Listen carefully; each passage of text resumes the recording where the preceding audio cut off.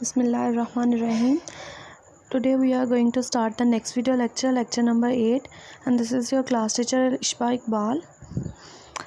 Here is the topic number 18, that is typical properties of solid.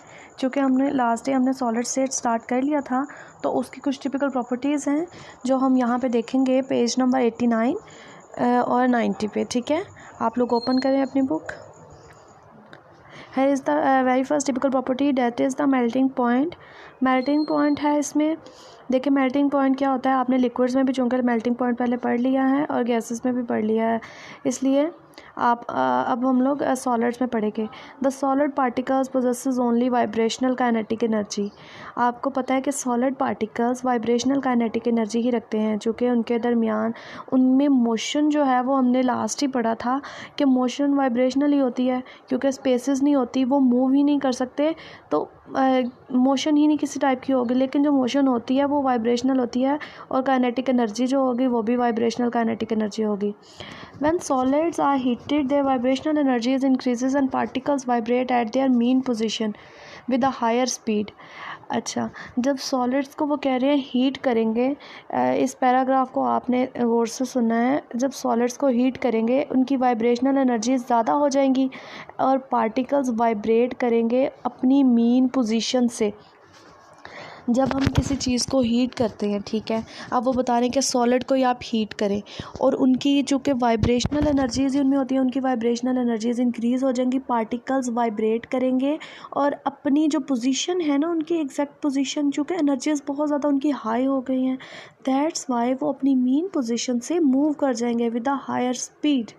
ये चीज़ बता रही है. ठीक है, अब देखिए, if the heat is supplied continuously, अब हम उसको बहुत ज़्यादा हीट देते जा रहे हैं. आ स्टेज रीड्स, एक ऐसी जो है स्टेज आ जाएगी at which the particles leave their fixed position and then become mobile.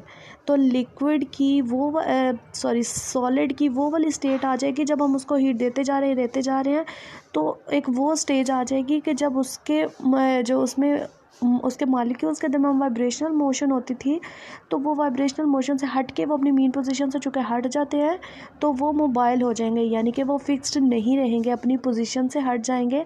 Mobile मतलब वो हरकत करने लग जाएंगे. At this temperature solid melts, और ये वो वाला टेम्परेचर है जिस पे सॉलिड जो है वो मेल्ट करता है. ठीक है, तो हम कहते हैं कि ये इसका मेल्टिंग पॉइंट है. जैसे ही वो मेल्ट करना शुरू करेगा तो हम कहेंगे इसका मेल्टिंग पॉइंट है. अच्छा, इसकी डेफिनेशन देखते हैं मेल्टिंग पॉइंट की. देखो ज़रा, the temperature at which the solid starts melting and coexist in dynamic equilibrium with liquid state is called melting point. अच्छा, ये वो वाला मेल्टिंग पॉइंट वो वाला टेम्परेचर है जब सॉलिड और लिक्विड स्टेट को एग्जिस्ट करते हैं.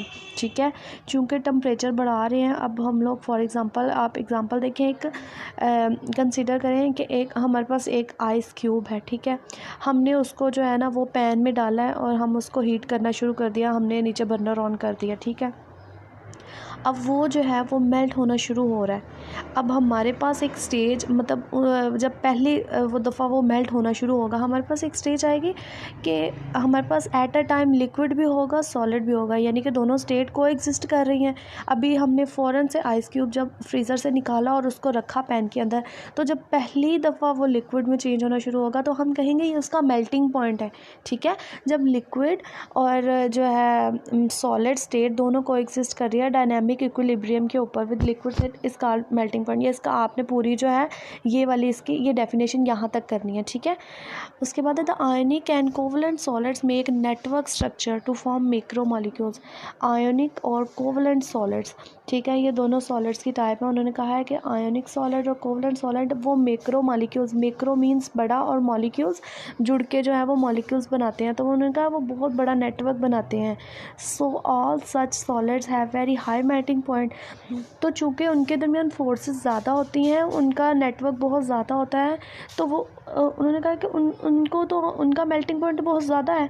तो इसकी ये वजह है कि सॉलिड को हम जो है वो यहाँ पे आपको रिलेशन नज़र आ रहा है, solid is converted into liquid, ये इसका मेल्टिंग पॉइंट है. तो बस ये एक बताने का पॉइंट है कि आयनिक और कोवलेंट सॉलिड चूँकि उनके दरमियान फोर्सेस ज़्यादा होती हैं और वो चूँकि मैक्रो मॉलिक्यूल्स होते हैं, जैसे कि फॉर एग्ज़ाम्पल आपके पास सैंड है, इसका फार्मूला है SiO3, ठीक है। तो इसके दरमियान फोर्सेस बहुत ज़्यादा हैं, और क्योंकि इसके मॉलिक्यूल्स, या फिर NaCl ले लें आप, NaCl लें तो हम देखेंगे कि उसका भी जो है वो मेल्टिंग पॉइंट बहुत ज़्यादा है, ठीक है। वो बहुत ज़्यादा हाई टेम्परेचर पे जाके मेल्ट होता है, क्योंकि वो जो है वो मॉलिक्यूल्स, एक तो उसके जो है वो बॉन्ड तोड़ने में बहुत ज़्यादा एनर्जी लगेगी, और फिर वो मैक्रो मॉलिक्यूल बना रहे होते हैं उसके स्ट्रक्चर क्रिस्टल लैटिस में, ठीक है। नेक्स्ट है हमारे पास, नेक्स्ट प्रॉपर्टी है रिजिडिटी।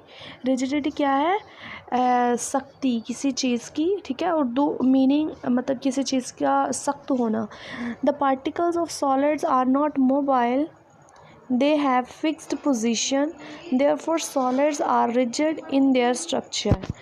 सॉलिड के पार्टिकल्स मोबाइल नहीं होते, ये बात आपको पहले ही पता है, उनकी पोजीशन फिक्स्ड होती है, तो इसलिए क्योंकि वो रिजिड सॉलिड रिजिड स्ट्रक्चर बनाते हैं, और ये हमने काफ़ी पहले भी इसकी प्रॉपर्टी का डिस्कस किया था कि वो रिजिड होते हैं, फिक्स्ड होते हैं पोजीशंस, और वो मोबाइल नहीं होते, मूव नहीं कर सकते, ठीक है। ये जस्ट एक छोटी सी उसकी प्रॉपर्टी है रिजिडिटी, कि वो रिजिड होती हैं, ठीक है।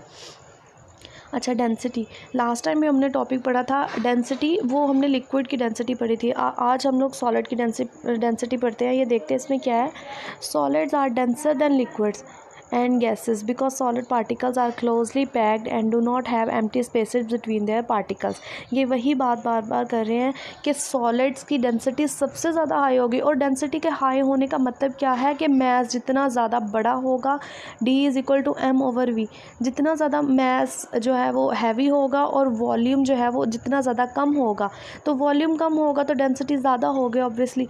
तो सॉलिड हमारे पास फिर इसी तरह का केस है कि उसकी डेंसिटी सबसे ज़्यादा होती है लिक्विड के मुकाबले में भी और गैसेस के मुकाबले में।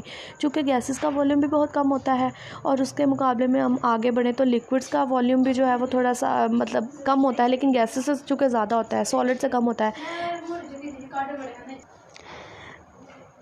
तो चूँकि लिक्विड्स का डेंसिटी जो है वो सॉलिड्स के मुकाबले में कम होती है, क्योंकि उनके दरमियान सॉलिड्स में स्पेसेस नहीं होती, मॉलिक्यूल्स क्लोजली पैक्ड होते हैं, और पार्टिकल्स के दरमियान एम्प्टी स्पेसेस नहीं होती। Therefore they have the highest densities among the 3 states of matter.